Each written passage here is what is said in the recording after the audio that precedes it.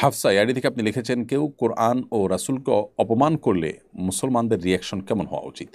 কেউ যদি নবী করিম সাল্লাল্লাহু আলাইহি সাল্লামকে অসম্মান করে এবং তার এই অসম্মান করার পর তিনি যদি মানহানিকর কিছু বলার পর তিনি যদি তওবা না করেন বা তওবার সুযোগ পাওয়ার পর তিনি তওবা না করেন, তাহলে তাকে ইসলামের বিচার ব্যবস্থা যদি থাকে তাহলে তাকে বিচারিকভাবে মৃত্যুদণ্ড দেওয়ার নির্দেশনা শরীয়ত দিয়েছে।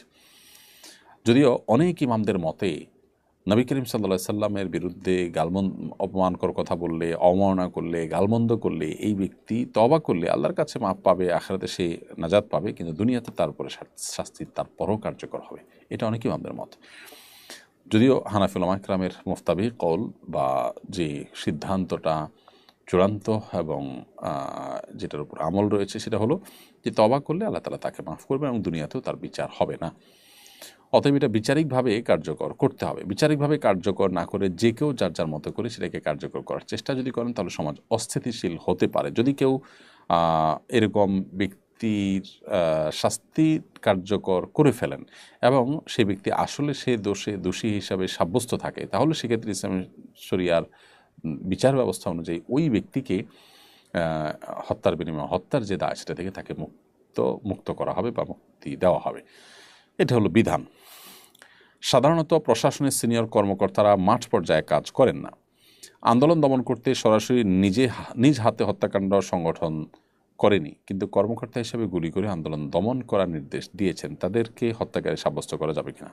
তারা যদি সরাসরি গুলি করার প্রয়োজনে এক দুজন মেরে ফেলার এরকম বিষয়ে কোনোভাবে নির্দেশনা দিয়ে থাকেন তার মাঠ পর্যায়ের কর্মীদেরকে, অবশ্যই তারা এই হত্যাকারী হিসাবে এই হত্যাকাণ্ডের দায় তাদের উপরে বর্তাবে হবে এবং তারা হত্যাকারী হিসাবে সাব্যস্ত হবে। একটা হত্যার সাথে যদি অনেক লোক জড়িত থাকে তারা সবাই হত্যার অপরাধী হিসাবে বিবেচিত হবে। এক্ষেত্রে নবী করিম সাল্লাল্লাহু আলাইহি ওয়াসাল্লাম একটা হাদিস রয়েছে যে যদি গোটা পৃথিবীর সমস্ত মানুষ কোনো একজন মানুষকে হত্যার পেছনে জড়িত থাকে, কেউ অস্ত্র আগিয়ে দিয়েছে, কেউ নির্দেশ করেছে, কেউ বাস্তবায়ন করেছে, গোটা পৃথিবীর সবাই মিলে যদি একজন মানুষকে হত্যা করে, এই অপরাধটি এত ভয়াবহ যে ওই সব মানুষগুলোকে আল্লাহ তাআলা জাহান্নামে দিবেন এই একজন মানুষকে হত্যার দায় হিসাবে। দুনিয়াতে তো সাধারণত প্রধান আসামি মৃত্যুদণ্ড পায়, অন্য অনেকে বিভিন্ন মেয়াদে সাজা পায়, কিন্তু আল্লাহর খাতায় মানুষের জীবনের মূল্য এত বেশি যে কেউ যদি একজন মানুষকে হত্যা করার জন্য অংশগ্রহণ করে কোনোভাবে, গোটা পৃথিবীর সব মানুষ যদি অংশগ্রহণ করে, সবাইকে আল্লাহ তাআলা জাহান্নাম দিতে কোনো দ্বিধা করবেন না। এত ভয়াবহ অপরাধ। এই জন্য যারা মাঠ পর্যায়ের কর্মী আছেন, যারা সেটা বাস্তবায়ন করেছেন, তামিল করেছেন, তাদের এটা বলার সুযোগ নেই যে আমি তো উপরের নির্দেশ শুধু পালন করেছি, আমার তো মন থেকে আমি এটা করিনি। তারাও হত্যাকারী হিসাবে বিবেচিত হবেন।